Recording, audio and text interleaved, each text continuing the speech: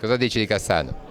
Cosa posso dire? Che sono felicissimo, sono contento che sia arrivato e spero veramente che che ci possa dare una grande mano per, appunto, per raggiungere maggiori successi. Quindi sono molto contento che sia venuto qui, quindi io gli auguro proprio di giocare tanto e di avere ancora quella voglia proprio di giocare tanto a pallone. Da un punto di vista tecnico è più che ottimo, da un punto di vista mentale bisogna vederlo. Se viene qua per dimostrare di essere buono penso che abbia sbagliato, se viene qua per farsi coinvolgere in un progetto di squadra allora può servire. Sono contento per quanto riguarda Cassano che ricominci una carriera calcistica, speriamo, e speriamo anche che la ricominci con l'Entella.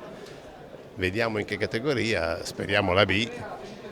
Lo dico non proprio da tifoso ma da simpatizzante, perché abitando a Chiavari comunque mi piacerebbe vedere una partita di Serie B, che è un campionato Con Cassano protagonista. con Cassano protagonista, e per Chiavari vorrebbe dire una cosa straordinaria. Ecco. Ha messo un po' di fermento tra la tifoseria. Quello sicuro, quello poco ma sicuro.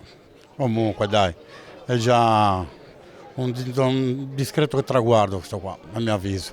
Noi siamo convinti che è un bene per Chiavari perché dà molta visione mediatica e secondo me è un affare anche economico, perché sono convinto che anche gli sponsor, le televisioni potrebbero appoggiare il fatto che l'Entella possa essere promossa in Serie B con Cassano. Ci tenevi a vedere subito all'Opera Cassano? Sì, ci tenevo tanto anche perché l'anno scorso doveva venire, ci ha un po' illuso e quindi quest'anno poi adesso che si allena sono veramente contento.